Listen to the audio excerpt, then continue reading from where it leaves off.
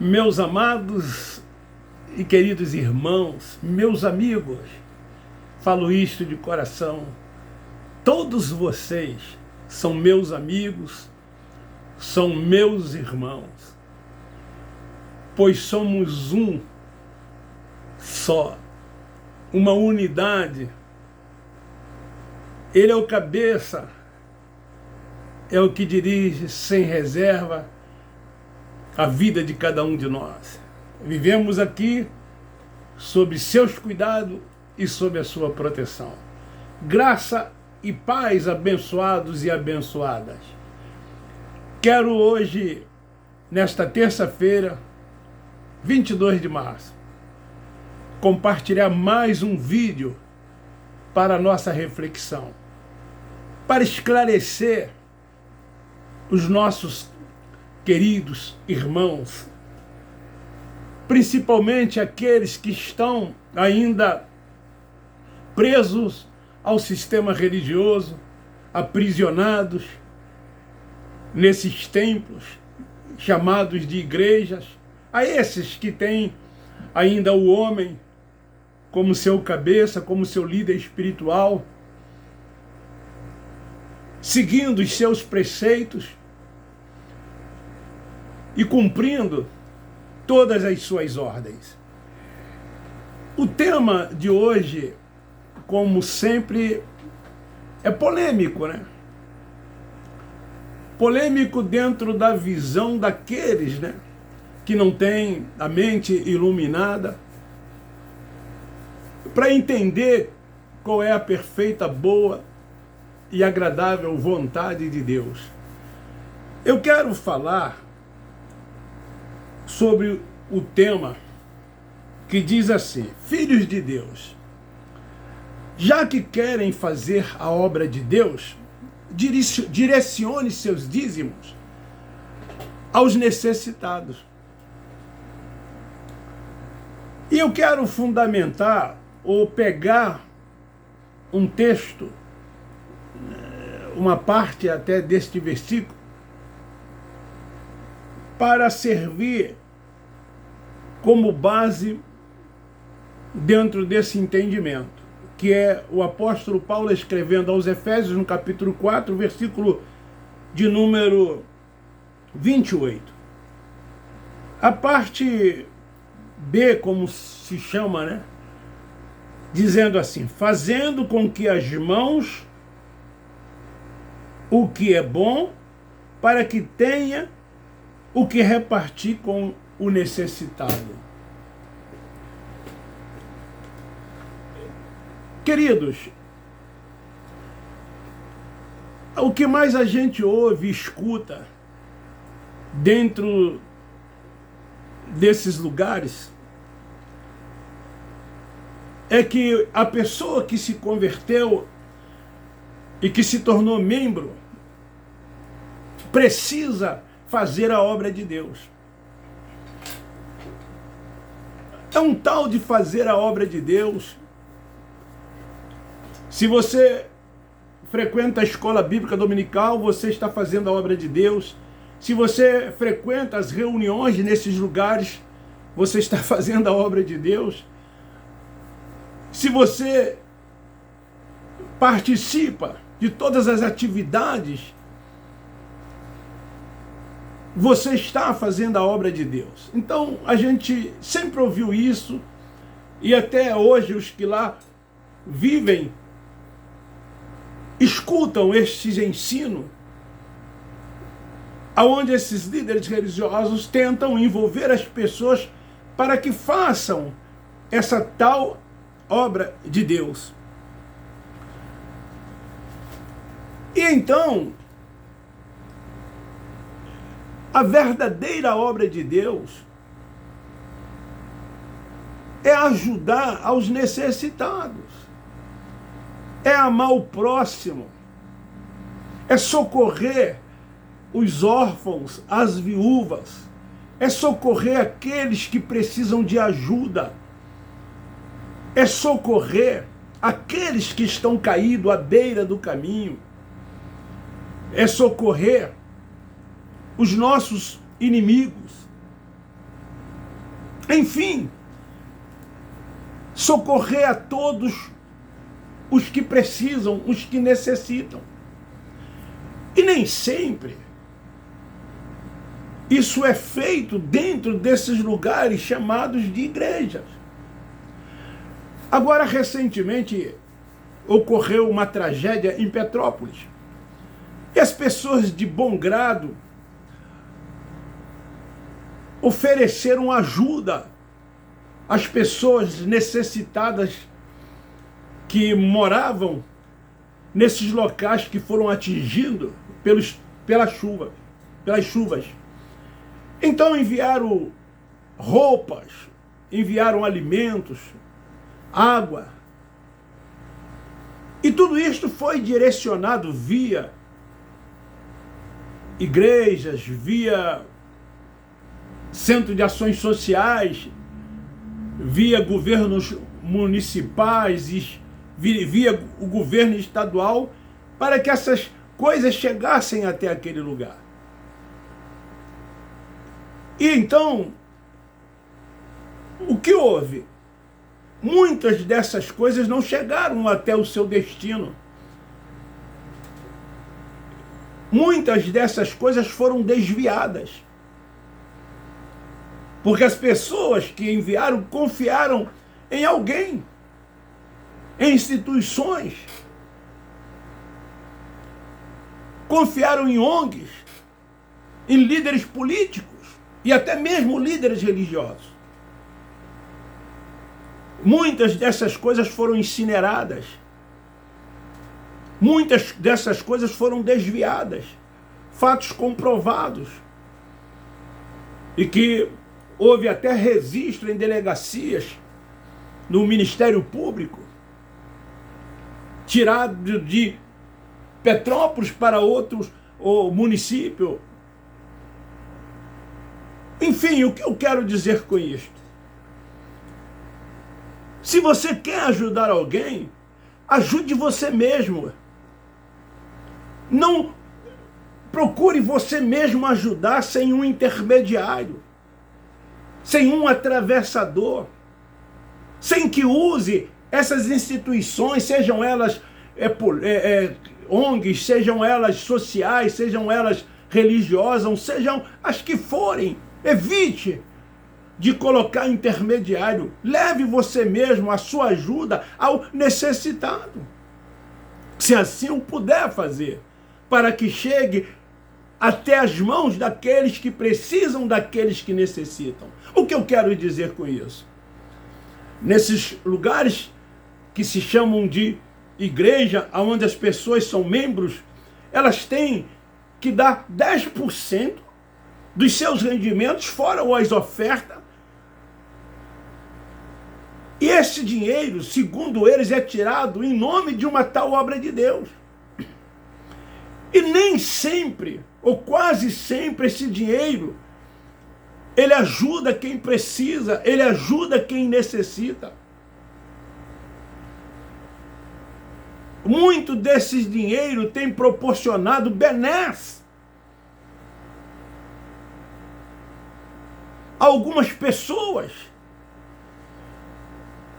proporcionado a essas pessoas que elas vivam uma vida tranquila, farta,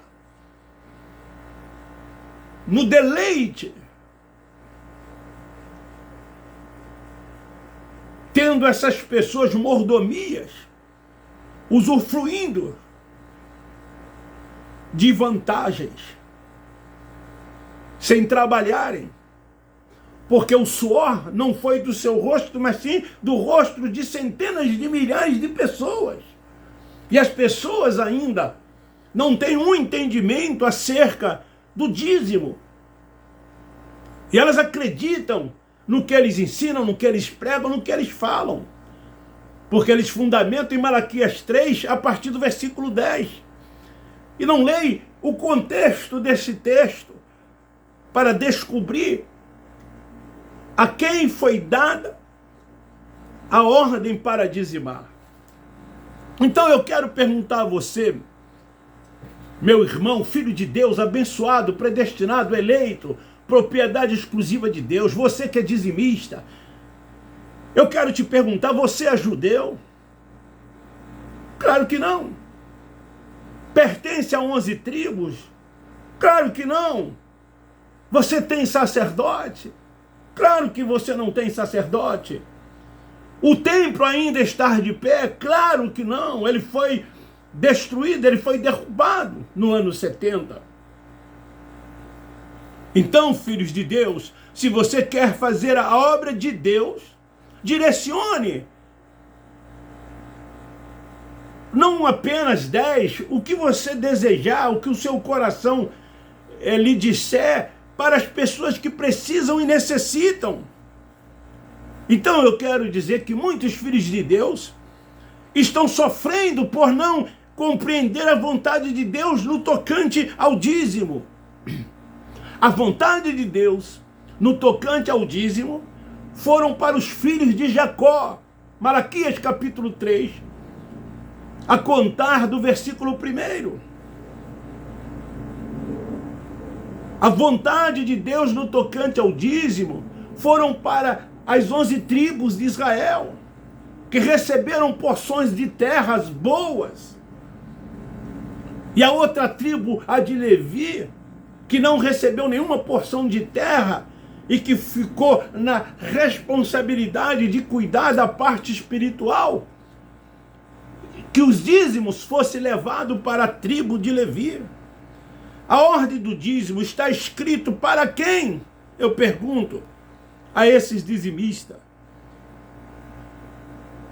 Esses são os mandamentos para os filhos de Israel no Monte Sinai.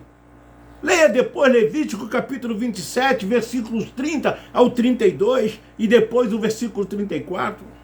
Os dízimos eram oferecidos ao Senhor em oferta alçada e dada por herança aos levitas. Você é levita, você pertence à tribo de Levi. E você que recebe o dízimo, você é sacerdote da tribo de Levi? Fica aí esta pergunta. Claro que não. Você sabe que você não é. Você que é dizimista, você sabe que você não é levita e nem tampouco pertence a essa tribo. Leia depois Números 18, versículo 21 e 24, Malaquias 3, a contar do versículo 1. Quando uma lei é criada, ela sempre visa um objetivo. E quando Deus criou a lei do dízimo, ele tinha um objetivo. O objetivo da lei do dízimo, que nasceu no Monte Sinai, era de assegurar aos levitas, uma das 12 tribos de Israel, a sobrevivência. Como disse no início, essa tribo não recebeu porção de terra. Essa tribo, ela ia cuidar da parte espiritual, era de sua responsabilidade. E então a ordem de dizimar as 11 tribos para que levasse a tribo de Levi os dízimos. Essa tribo, por ocasião, não recebeu da possessão de terra pelos israelitas, como as outras 11 receberam. Como as demais tribos receberam, a tribo de Levi não recebeu. Assim, era a vontade de Deus acerca do dízimo para com o seu povo. E eu pergunto, quem era o povo de Deus? Os gentios? As outras nações? Não, o povo de Deus era o povo de Israel. Eles eram conhecidos como povo de Deus. Essa tribo foi escolhida ou separada por Deus para cuidar do serviço sagrado. Você sabe o que era o dízimo? Hoje é dinheiro. Mas se tivesse que dar o dízimo à luz de Malaquias 3, versículo 10, não seria dinheiro. Seria de quê? Mantimentos e do fruto da terra. Mas não, eles querem o dinheiro. Eles dizem que o dízimo é dinheiro. O dízimo era 10% do fruto da terra, que as outras tribos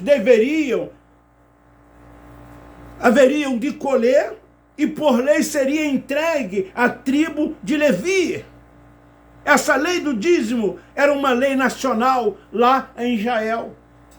Não é uma lei nacional no Brasil, na Inglaterra, na França, nos Estados Unidos, na Espanha, em nenhum outro país do mundo. Era uma lei nacional de Israel. E então não servia para outros povos, para outras nações. Hoje nós temos a nossa Constituição, é a Constituição brasileira. Ela serve para outras nações? Claro que não. Ela serve para o povo brasileiro, para aqueles que nasceram no Brasil, para aqueles que têm cidadania brasileira. Assim também era o dízimo para Israel, era uma lei nacional, era uma lei de Israel, para o povo judeus, para as 11 tribos de Israel, porque a tribo de Levi ficava de fora, no sentido de dar, mas ela apenas recebia. Essa era a vontade de Deus no tocante ao dízimo. Então, todos os israelitas, servisse ou não a Deus, teriam que dar os 10% do fruto da terra aos levitas. Essa era a vontade de Deus, era uma ordem de Deus, era uma determinação de Deus. E aqueles que dessem seriam abençoados, e os que não dessem seriam amaldiçoados. Porque há as bênçãos para os que davam e maldição para aqueles que não davam. E não era dinheiro, era mantimento. Então hoje você dá o dízimo a quem, eu pergunto? Ao sacerdote? Existe o sacerdote ainda? Aos levitas, como diz a ordem vinda do Sinai, porque o dízimo tinha que se entregue aos levitas. É aos levitas que você entrega o dízimo. O teu dízimo é fruto da terra. O seu dízimo você entrega ao tesoureiro, ou pastor. E eu pergunto, são eles da tribo de Levi? Os tesoureiros da sua igreja, aspas, e o seu pastor, eles pertencem à tribo de Levi? Eles são da tribo de Levi? É a ele que vocês têm que entregar o dízimo? O que você entrega não é mantimentos. O que você entrega a eles não é fruto da terra. O que você entrega a eles é dinheiro. E quando essa lei foi dada às 11 tribos para que levasse a tribo de Levi, eram mantimentos e fruto da terra.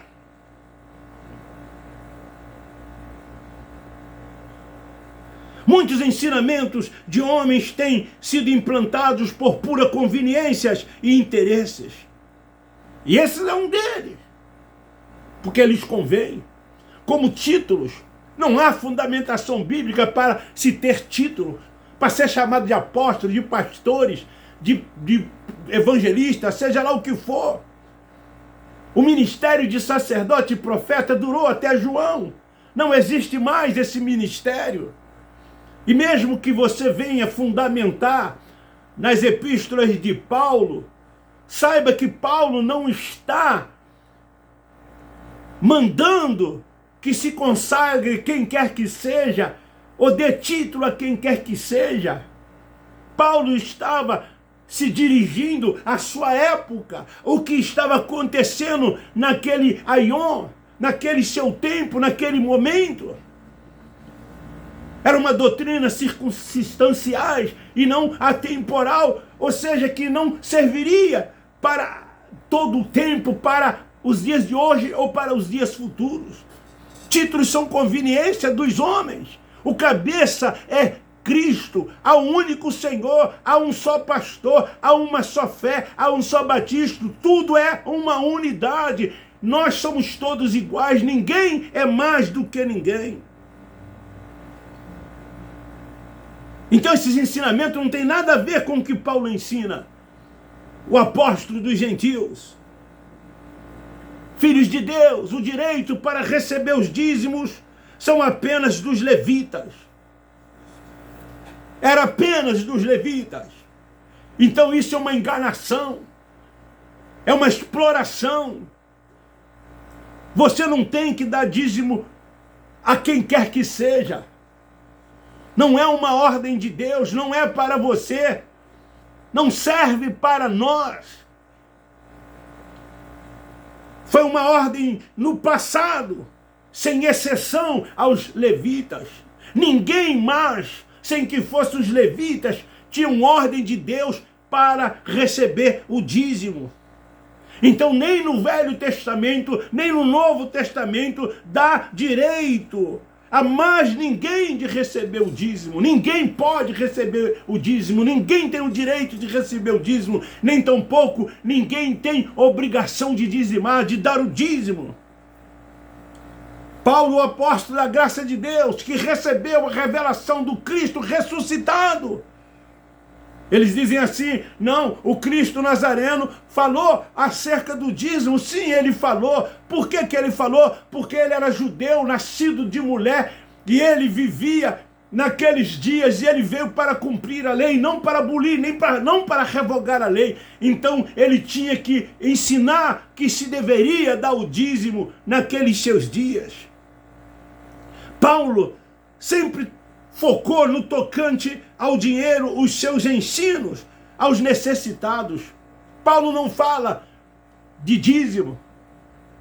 Paulo não ensina acerca dos dízimos. E quando ele se refere aos necessitados, a dinheiro, é sempre no tocante às viúvas, aos órfãos, aos necessitados.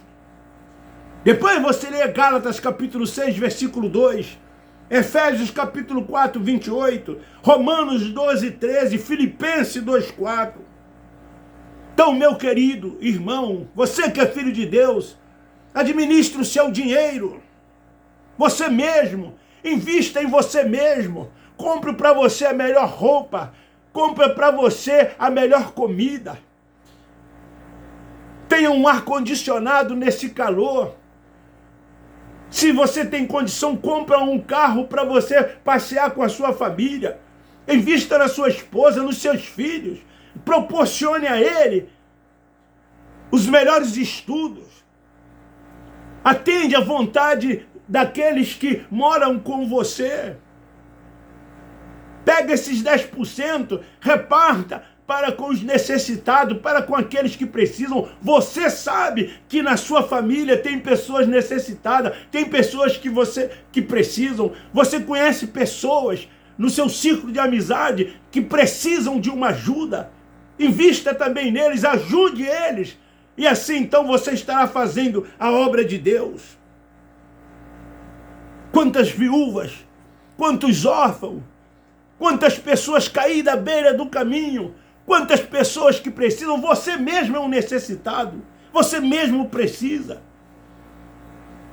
E quantas das vezes você não consegue chegar ao final do mês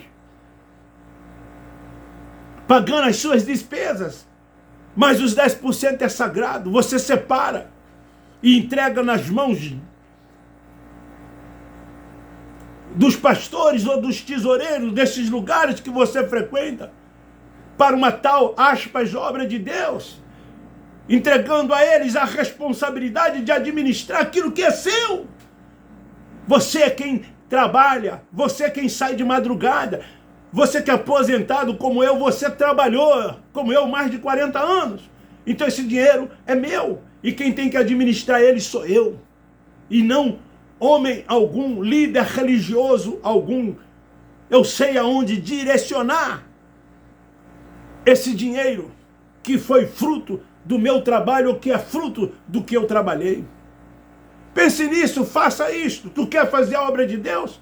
Direcione parte do seu dinheiro, seja lá o que o seu coração tocar, o que o seu coração disser.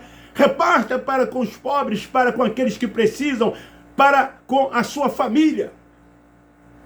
Faça isso. E assim então você estará fazendo a obra de Deus. Fazer a obra de Deus não é frequentar esses lugares. Fazer a obra de Deus não é frequentar as reuniões nesses lugares. Fazer a obra de Deus não é se tornar membro desses lugares, fazer a obra de Deus, não é ter um homem como seu líder espiritual. O seu líder espiritual é o Espírito Santo. É Ele que habita no seu espírito. Ele faz morada em você, porque você é o templo da habitação de Deus. Deus é Espírito. Deus é Espírito. O Nazareno, quando veio para cumprir a lei, Moisés, carne, obras da carne, e tudo então que tinha que ser feito, foi feito. Hoje você não tem mais que fazer nada, e nem tampouco deixar de fazer. Você precisa só entender qual é a perfeita, boa e agradável vontade de Deus. E ir crescendo, reinando, triunfando, descansando no Senhor, andando por fé, vivendo por fé, sendo guiado e dirigido pelo Espírito Santo, adorando a Ele em espírito e em verdade, amando cada vez mais o seu irmão, amando cada vez mais o seu próximo. Nós amamos as pessoas que estão dentro desses lugares, desses templos religiosos. Nós não temos nada contra elas, porque elas são nossos irmãos, são salvas como nós somos salvos. A diferença é que eles precisam andar por fé. A diferença é que eles precisam ser guiados e dirigidos pelo Espírito Santo e sair de debaixo de cobertura de homens, seja lá o título que eles tenham. Fica aí esta palavra, faça uma reflexão, medite sobre esta palavra. Você quer fazer a obra de Deus? Então ajude os órfãos, as viúvas, os que precisam, ajude os necessitados. Beijo no seu coração, um forte abraço. Nós, da graça de Deus, amamos vocês. Graça e paz. Abba Pai, Abba Pai, Abba Pai.